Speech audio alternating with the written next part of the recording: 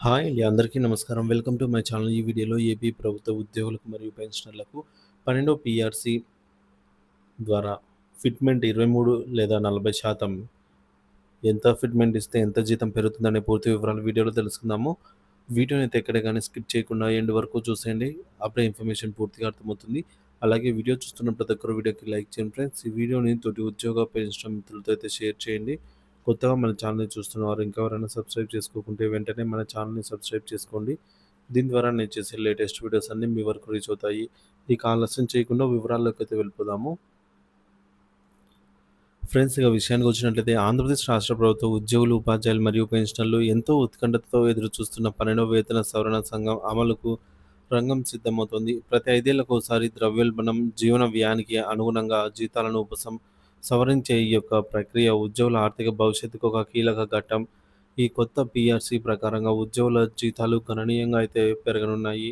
అయితే జీతం పెరుగుదల ఏ ఏ అంశాలపై ఆధారపడి ఉంటుంది? ప్రస్తుతం మీరు తీసుకుంటున్న జీతం భవిష్యత్తులో ఎంతవరకు పెరగవచ్చు అనే సంక్లిష్టమైన ప్రక్రియ ఎలా పనిచేస్తుందో ఉదాహరణతో సహా వివరంగా అయితే తెలుసుకుందాము. ప్రస్తుత పరిస్థితి మరియు 12వ పీఆర్సీ ఆవశ్యకత. ప్రస్తుతం రాష్ట్ర ప్రభుత్వ ఉద్యోగులు 11వ పీఆర్సీ ప్రకారంగా జీతాలైతే పొందుతూ ఉన్నారు. సో, దీని కాలపరిమితి జూన్ 30, 2023తో ముగిసింది. నిబంధన ప్రకారంగా జూలై 1, 2023 నుండే ఉద్యోగులకు 12వ పీఆర్సీ ప్రకారంగా సవరించిన కొత్త జీతాలు అందాల్సి ఉంది. అంటే ప్రభుత్వం ఇప్పటికే ఉద్యోగులకు కొత్త జీతాల బకాయి పడింది. పీఆర్సీ అమలులో జాప్యం జరుగుతున్నందున ఉద్యోగులకు తక్షణ ఆర్థిక ఉపశమనంగా ప్రభుత్వం మధ్యంతర భృతి ఐఆర్ ప్రకటించాల్సి ఉంటుంది. ఐఆర్ అనేది రాబోయే జీతాల పెంపులో ఒక ముందస్తు చెల్లింపు లాంటిది. తుది పీఆర్సీ ఉత్తర్వులు వెలువడ్డాక ఈ ఐఆర్ మొత్తాన్ని బకాయిలలో సర్దుబాటు చేస్తారు.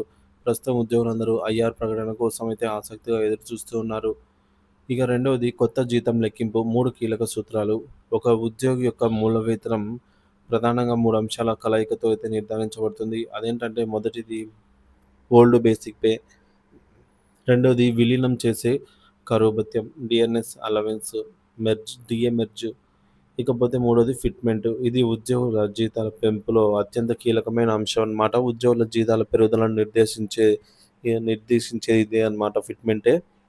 సో, పాత మూల వేతనంపై ప్రభుత్వం ప్రకటించే అదనపు పెరుగుదల శాతమే ఫిట్‌మెంట్ అని అంటాము. ఇక ఫార్ములా ఏంటంటే new basic pay is equals to old basic pay plus DA plus fitment.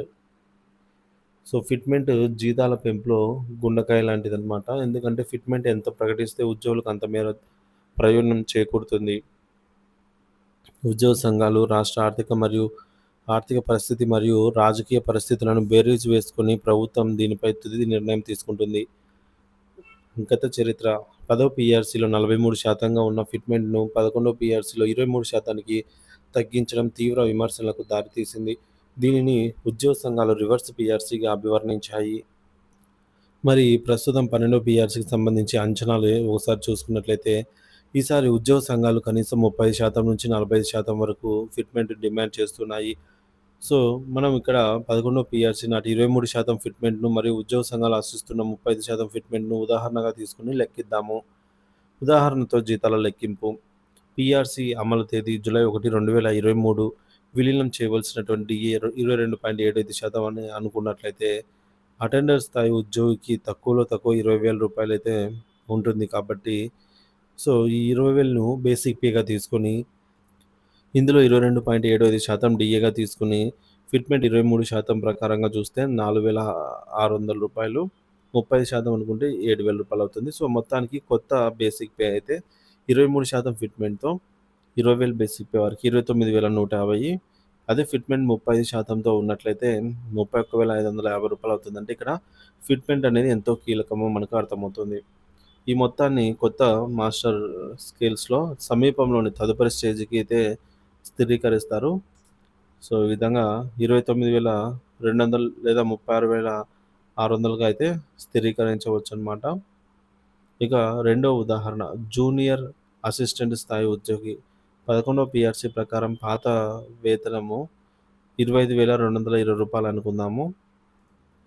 So, ఇక్కడ లెక్కింపు విధానం మనము సేమ్ 23%తో చూసుకున్నట్లయితే రూ. 25,220 బేసిక్ పే వారికి ఆహ్, రూ. 36,757 అవుతుంది. అదే 35,000 35% ఫిట్‌మెంట్ ఉంటే రూ. 39,784 అవుతుందనమాట.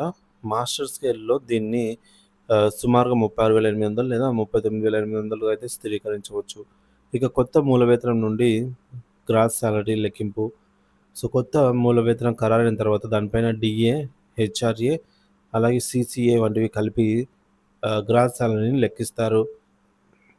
ఉదాహరణకు జూనియర్ అసిస్టెంట్ ఉదాహరణనే ఉదాహరణగా తీసుకుందాము. 30% ఫిట్‌మెంట్ అనుకుంటే, సో, సవరించిన కొత్త బేసిక్ పే 39,800 అలాగే కొత్త డీఏ 10% ఉంటే రూ. 3,989 హెచ్ఆర్ఏ వచ్చేసి ఇక్కడ మనం ప్రాంతాన్ని బట్టి హెచ్ఆర్ఏ స్లాబ్‌లు మారుతూ ఉంటాయి కాబట్టి, మనం 16% అనుకున్నట్లయితే రూ. 6,368 అవుతుంది.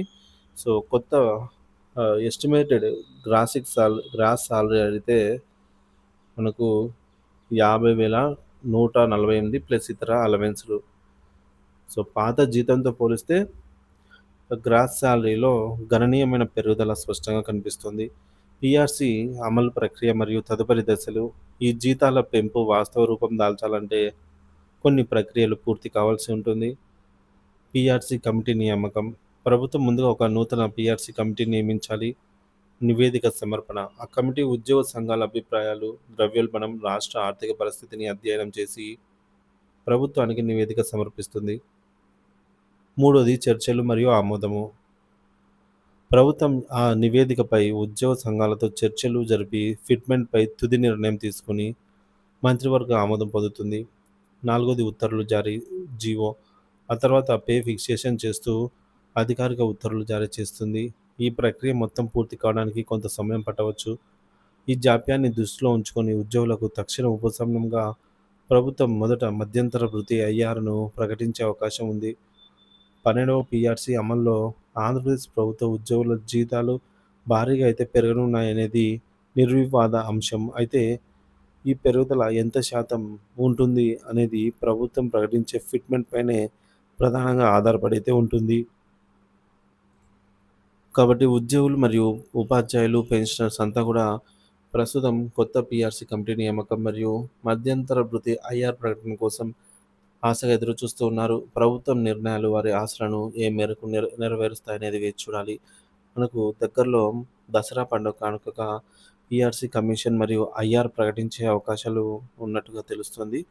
మరి దీనిపై ఎటువంటి అప్డేట్ వచ్చినా మన ఛానల్ ద్వారా వీడియో రూపంలో అందిస్తాను. ఇంకా ఎవరైనా మన ఛానల్‌ని ఇంకా సబ్స్క్రైబ్ చేసుకోకుంటే వెంటనే మన ఛానల్‌ని సబ్స్క్రైబ్ చేసుకోండి. Thank you for watching this video.